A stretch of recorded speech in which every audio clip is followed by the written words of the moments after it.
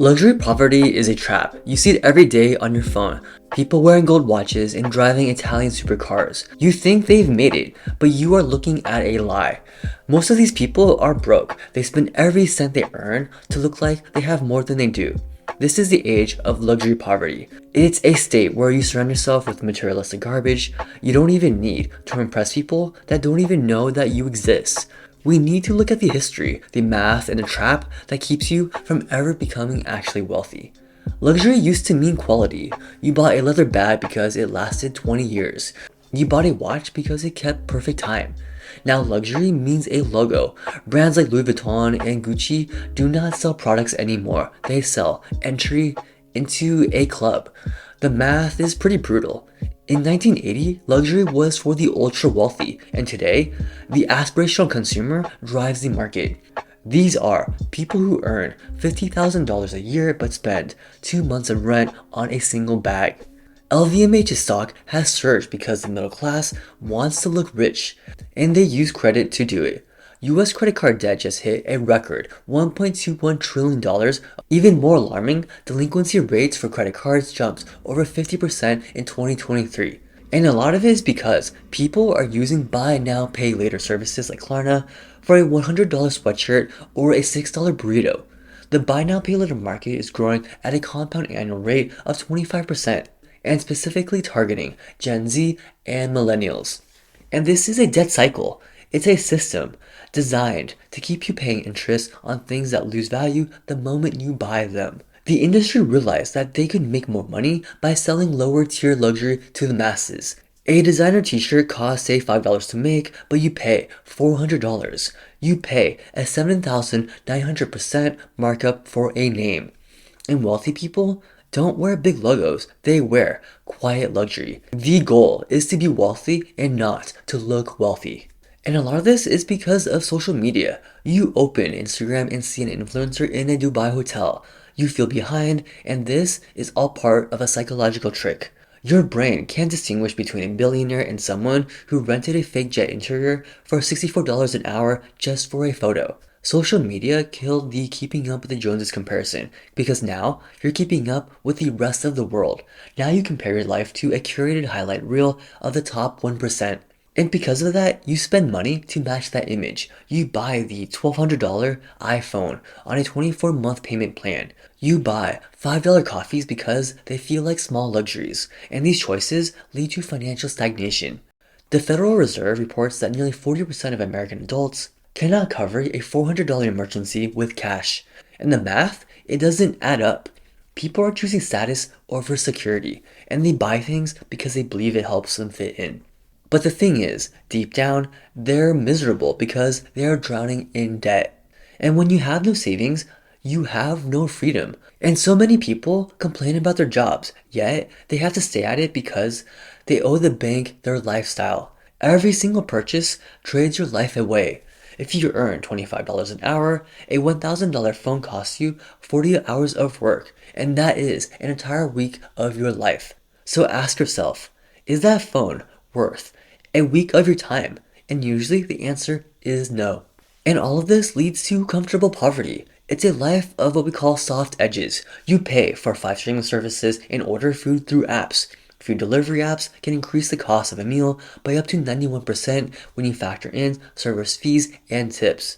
And these things make life easy, but they make it very expensive. You become addicted to comfort and equating it to luxury and success. And you reach a point where you cannot imagine life without these small little luxuries. And this addiction keeps you working, and you can't quit your job because you need the money for the comforts that help you forget how much you hate the job.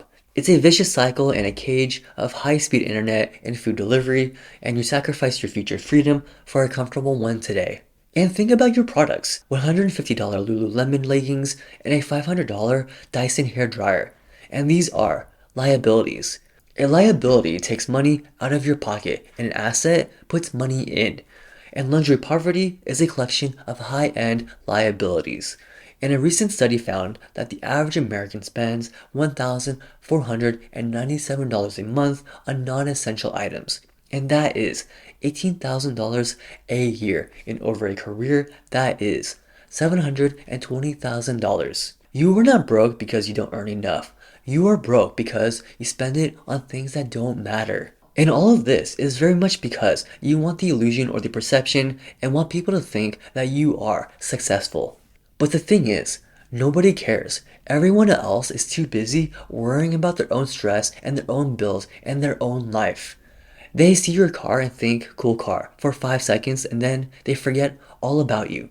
You are ruining your financial future to impress people who will forget you by dinner. It is a race and a never-ending game of trying to catch up that you will never ever win.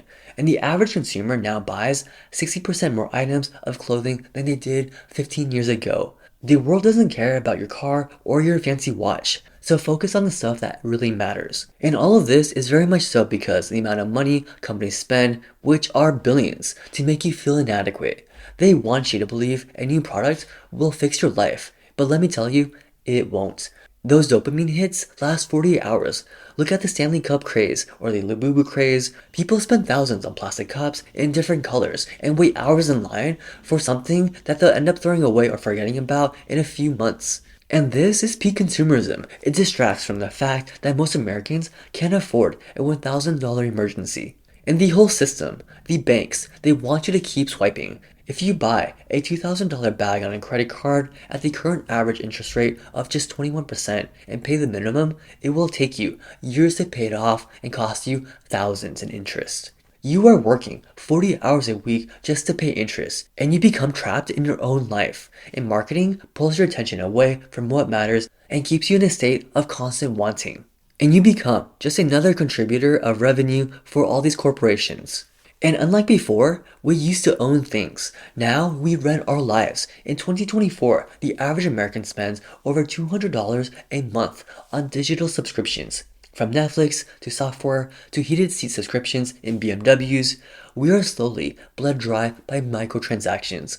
And this is the core of luxury poverty. You have the latest tech and the fastest speeds, but you own nothing. Your net worth stays flat while the recurring revenue of the companies you subscribe to hit record highs. And we have traded the security of ownership for the convenience of access. And all this perpetual renting prevents the accumulation of equity, which is the very foundation of actual wealth. And every single time you choose a small treat to escape the stress of your debt, you just dig yourself deeper into the poverty trap. That $70 brunch or the $150 pair of limited time sneakers is a psychological band-aid, and we call it retail therapy, but it's actually just another poor financial choice. When you look at the economics of all these small little luxuries, the markups are often higher than high-end couture. A latte that costs $6 has a raw material cost of about 40 cents. You are paying for the brand, the experience, and the temporary feeling that you are just someone. But a person of true value doesn't need a cup with a green mermaid on it to prove their worth. So look at your bank statement. How many subscriptions do you have? And these are leaks. If you cut, just say $300 a month in useless comforts, you have $3,600 a year. And that is an emergency fund. Real true luxury is autonomy. It is the ability to say no to a job you hate. And real wealth, actually, it's boring. It looks like plain clothes and a beat up car. It looks like an index fund and a high yield savings account. And delayed gratification is the ultimate tool of the wealthy. So how do we fix all of this and how do we stop the bleeding? So first, calculate your net worth. Subtract debt from assets. If you have a Rolex but $20,000 in debt, your net worth is negative. So sell it and follow the 50-30-20 rule. 50% on needs, 30% on wants, 20% on savings. And next, do a 30-day spending fast. Buy only food and housing. Delete Instagram, TikTok, and Amazon. If you don't see it, you won't want it. Build an emergency fund of 3 months. In the case of a rainy day, you can cover this cost. The basic idea is that anyone can have the image of wealth now with a swipe of a card, or they can have actual wealth later. There's nothing wrong with a used car or the home-cooked meal, and afterwards, invest the difference. In 20 years, the people who laughed at your old phone will still be working, and you will be free. And that's it. Let me know what you think about luxury poverty and this consumer culture we live in that's quietly draining our lives and wallets in the comments below. And if you enjoy videos like this blend of consumerism, pop culture, and finance, please leave a like and subscribe so you don't miss out on any other videos. Thank you very much for watching. And speaking of luxury poverty, the thing is, millions of people every single year flock to one particular establishment for the idea of not just luxury, but happiness. And that place is Disney. So check out the next video on how Disney adults easily spend thousands for a few days of temporary happiness in overpriced churros.